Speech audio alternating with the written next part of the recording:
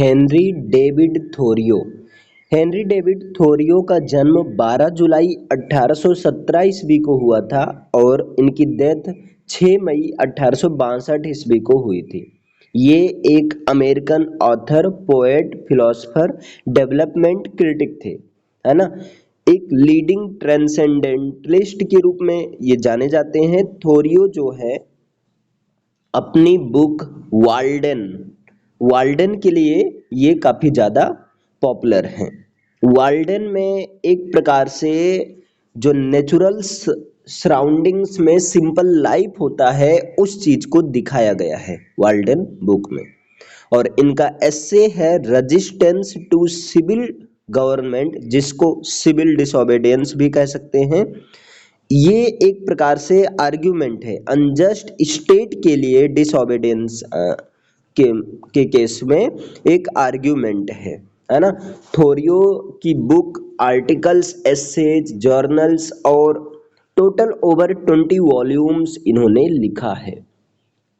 और इनका जो लिटरेरी स्टाइल है ये बहुत ज़्यादा नेचुरल ऑब्जर्वेशन के क्लोज है। पर्सनल एक्सपीरियंस को ये ऐड करते हैं, पॉइंटेड रेट्रिक, सिंबॉलिक मीनिंग्स और पोएटिक सेंसिबिलिटी से डील करते हैं। इनकी जो है लिटरेरी स्टाइल है ना।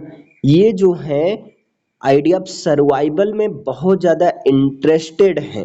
इन the face of hostile elements, historical change and natural decay in order to disorder life's true essential needs. और ये जो है लाइफ लॉन्ग एबोलिशनिस्ट थे और ये लेक्चर को डिलीवर करते थे फ्यूजिटिव स्लेव लॉ पर जिन्होंने अटैक्ड किया था, है ना। थोरियोज की जो फिलॉसफी है सिविल डिसोबीडियंस की में, जो थोरियोज की फिलॉसफी है वो बाद में पॉलिटिकल थॉट्स को इन्फ्लुएंस की। और कुछ नोटेबल फिगर्स जैसे Leo Tolstoy, Mahatma Gandhi, Martin Luther king, ये जो हैं एनार्किस्ट के रूप में साइटेड हुए। थोरियोज का बर्थ प्लेस की बात किया जाए तो थोरियोज का बर्थ प्लेस वर्जीनिया रोड पर है, कॉनकॉर्ड में, है ना। थोरियोज का बर्थ प्लेस कॉनकॉर्ड में वर्जीनिया रोड पर है।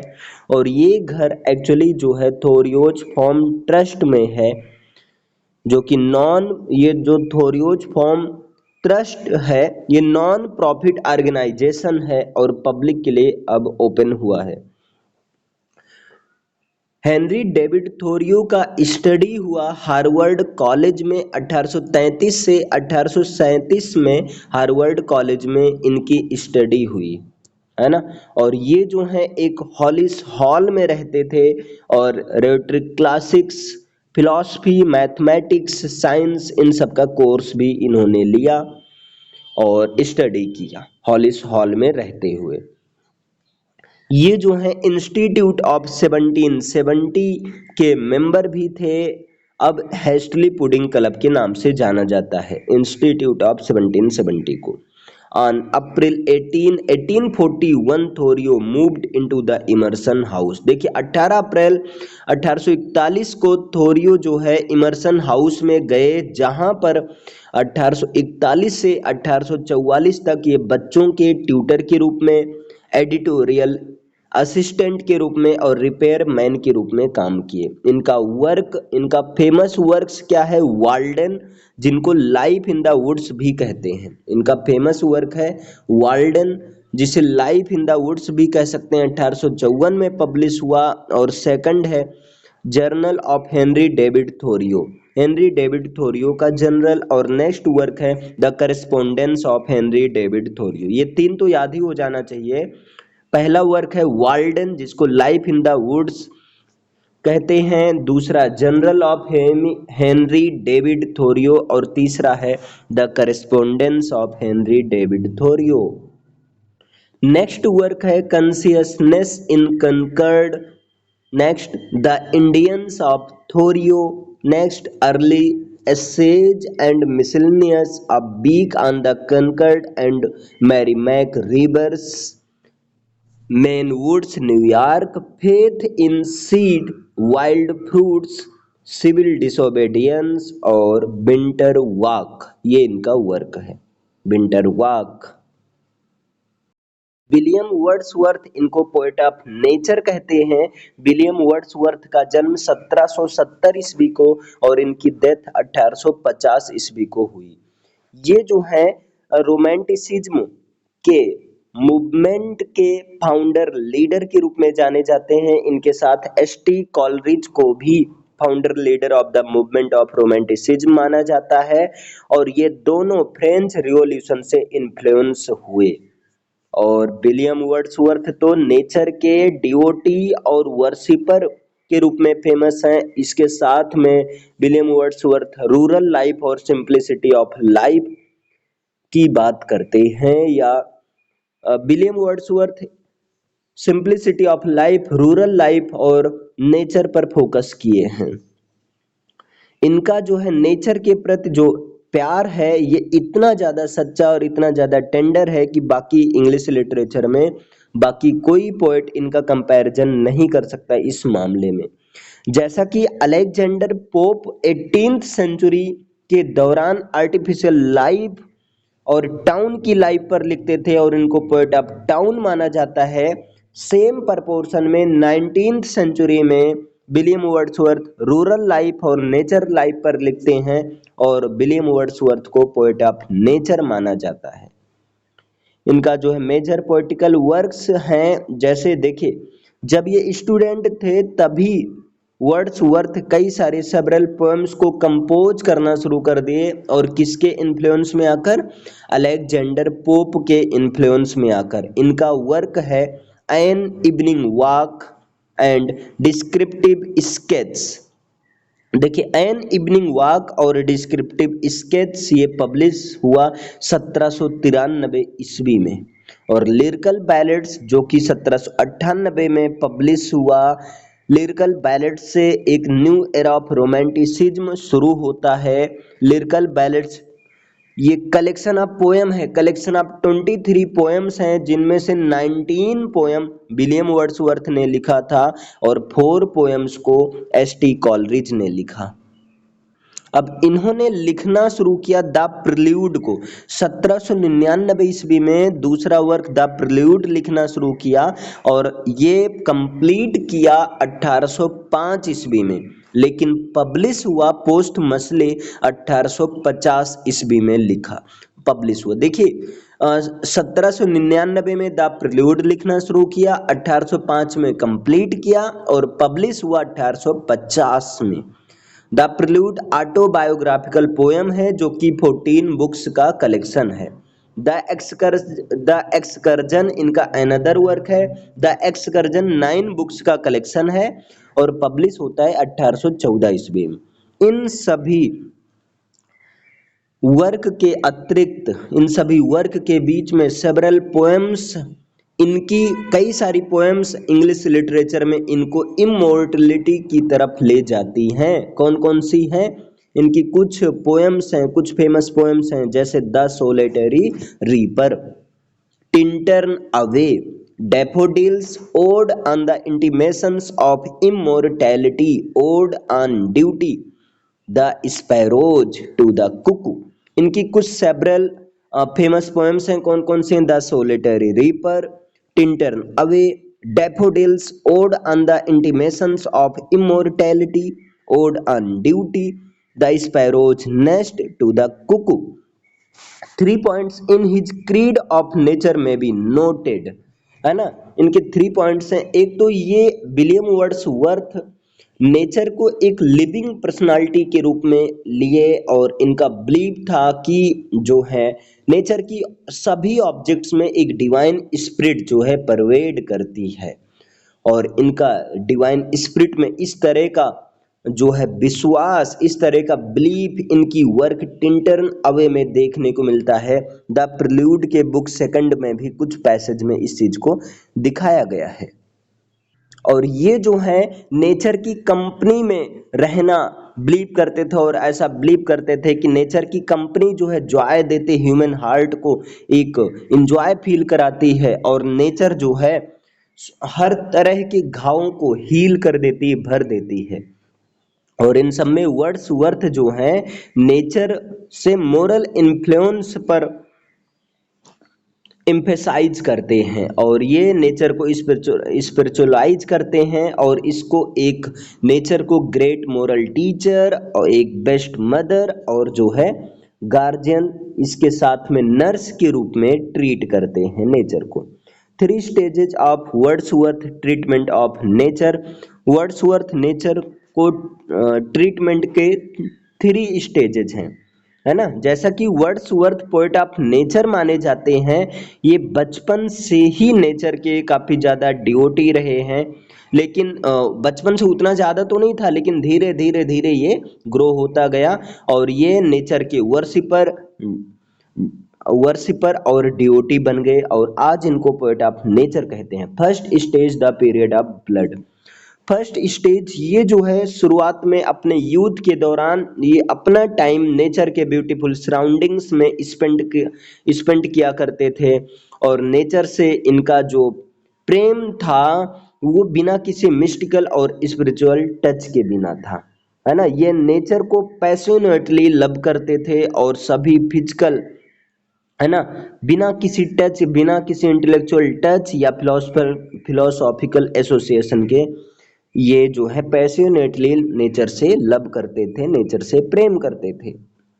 ही राइट्स और ये लिखते भी हैं, in youth from rock to rock I went, मतलब यूथ में मैं रॉक से रॉक तक गया, from hill to hill in discontent की सिचुएशन में हिल से हिल तक गया, of pleasure high and turbulent, और प्लेजर हाई टर्बुलेंट की तरफ गए, most pleased when most uneasy, जब मैं बहुत ज़्यादा अनईजी हुआ तब बहुत ज़्यादा प्लीज्ड भी हुआ बिकॉज ऑफ नेचर।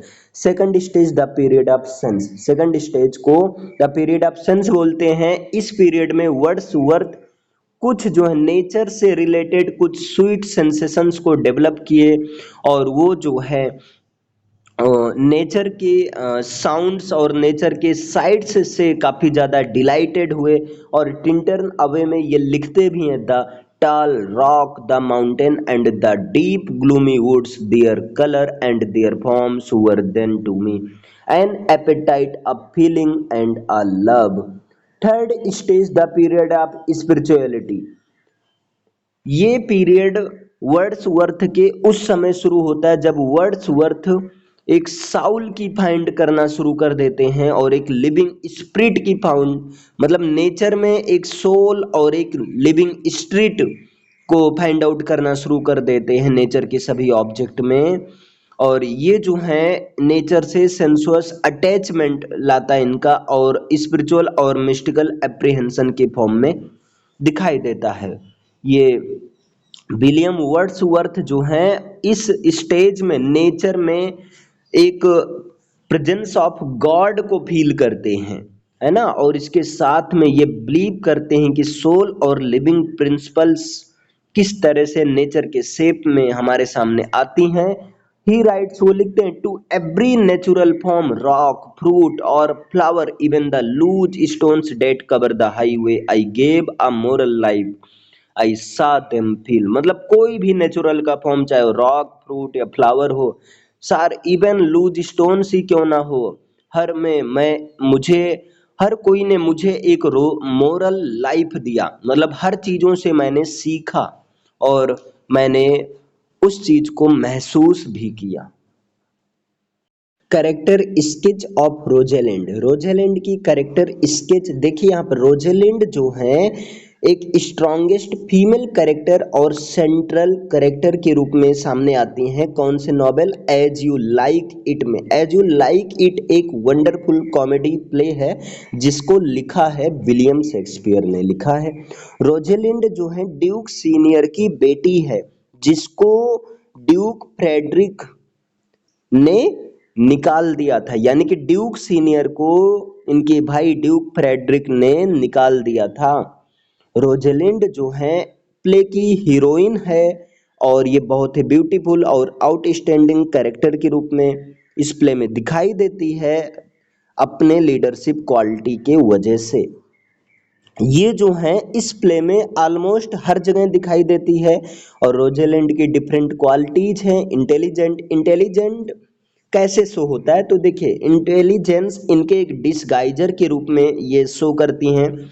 जब ये अपने आप को एक यंग मैन गैनीमेड के रूप में डिस्गाइज कर लेती हैं फॉरेस्ट ऑफ आर्डेन जाने के लिए, है ना। जब ये जाती हैं उसी समय सीलिया भी इनके साथ जाती है। सीलिया और गैनीमेड, गैनीमेड एक्चुअल में रोजेलिंड ही होती है, तो सीलिया और गैनीमेड ये दोनों जाती हैं फॉरेस्ट में और वहां पर एक कॉटेज में साथ साथ रहती हैं। इस प्रकार से ये चीज इनके इंटेलिजेंस को शो करता है। इसके बाद में स्ट्रेंथ टेस्ट, इनका फर्स्ट स्ट्रेंथ टेस्ट वहां पर सामने आता है जब ये अपने पिता के साथ ना जाकर, ये जो हैं जब सीलिया के पिता यानी कि ड्यूक फ्रेडरिक के द्वारा इनके पिता ड्यूक सीनियर को देश निकाला कर दिया जाता है, तब ये अपने पिता के साथ ना जाकर सीलिया का पक्ष लेती हैं, सीलिया के साथ रहती हैं, चूंकि सीलिया से बहुत प्यार करती थी। जबकि एक नॉर्मल वुमेन जो है अपने पिता का साथ देती, लेकिन ये जो है सीलिया के साथ रहती है। ये सीलिया के साथ रहती, सीलिया इसकी कजिन होती है और सीलिया और ये एक दूसरे से ये काफी लगाव रखती थी, साथ में खेलती थी, है ना, और खुशियां मनाती थी। इस प्रकार से ये इनका स्ट्रेंथ टेस्ट को शो करता है। एज अमेजिंग पाथ फाइंडर, इनको एक अमेजिंग पाथ फाइंडर के भी रूप में माना गया है। जैसा कि ये किसी भी ट्रिकी सिचुएशन से आसानी से निकल जाती थी, ट्रिकी सिचुएशन से निकलने का कोई ना कोई उपाय खोज ही लेती थी, और ये केवल रूट तक ही नहीं पहुंचती थी बल्कि उसका सॉल्यूशन भी निकालती थी। एज अ लबर और बिलव्ड, एक लबर के भी रूप में रोजेलिंड को दिखाया गया है। जब रोजेलिंड के बारे में, रोजेलिंड एक प्रेमिका की बात होती है, तब ये इसको एक यूनिक माना गया है। क्यों माना गया है? क्योंकि रोजेलिंड बहुत रोमांटिक और केयरिंग गर्ल है। जब ओरलैंडो ओरलैंडो से ये प्यार करती है, जब ओरलैंडो रेसलर चार्ल्स से फाइट करने के लिए जाता है, तब ये बहुत ज़्यादा डर जाती है ना। इसलिए डर जाती है क्योंकि चार्ल्स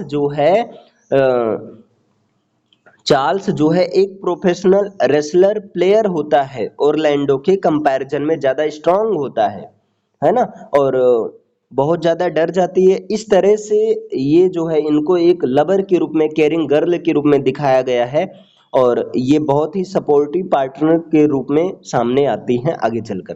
कंक्लूजन में जब हम रोजलिंड के कंक्लूजन की बात करते हैं, तब ये पाते हैं कि रोजलिंड बहुत ही फ्री और नेचुरल कैरेक्टर है ना, जो कि अपना नेचुरल और रियल इमेज, यानी कि शुरू से लेकर आखिरी तक नेचुरल और रियल इमेज को ही दिखाती है। इस प्ले में वो अपने आप को प्रूव करती है, लीडरशिप क्वालिटीज के चलते अपने आप को बेस्ट प्रूव करती है। Strength test, as pathfinder, as a lover, हर फील्ड में अपने आप को बेस्ट प्रूव करती है। बाकी सभी कैरेक्टर्स में से ये जो है एक ग्रेट जॉब करती है, मीन्स बेहतर करती है, अच्छा करती है। अब यहाँ पर देखिए, रोजेलिंड इज चैरिस्मेटिक, रोजेलिंड को एक चैरिस्मेटिक दिखाया गया, शानदार कैरेक्टर के रूप में दिखाया गया है, जैसा कि पूरे प्ले में डोमिनेट्स करती है, रहती है, और जो है इस प्ले में, इस कहानी में जो है ये हर जगह अच्छा परफॉर्म करती है। रोजलिंड एक अमेजिंग ब्यूटीफुल गर्ल के रूप में सामने आई है, क्विक बिटेड दिखाया गया है, रेजिलियंट और रिसोर्सफुल कैरेक्टर के रूप में है। इसके पास आउटस्टैंडिंग लीडरशिप क्वालिटीज हैं, यद्यपि ये स्कीमर में थोड़ा सा कमजोर है, लेकिन ये इसके लिए कोई नुकसान नहीं करता है। वो जो है स्टीड फास्ट यंग वुमेन के रूप में दिखाया गया है इनको, लेकिन इसके बावजूद भी ये अपने सभी फ्रेंड्स और अपने फैमिली मेंबर के साथ फैमिली मेंबर के साथ फेथफुल रहती हैं, है ना, और हर प्रकार के रिस्क से, हर प्रकार के खतरे से अपने आप को ये बचा लेती है। और इनको प्ले में हर जगह देखा गया है, और इनका जो रॉयल्टी इनके कजिन सीलिया के प्रति था, वो जो है प्ले के सेंट्रल के रूप में है ना। और ये जो है एक कंपेनियन भी है, एक फ्रेंड भी है, और सीलिया की फैमिली से जो काफी अच्छा इसका बिहेव भी है ना।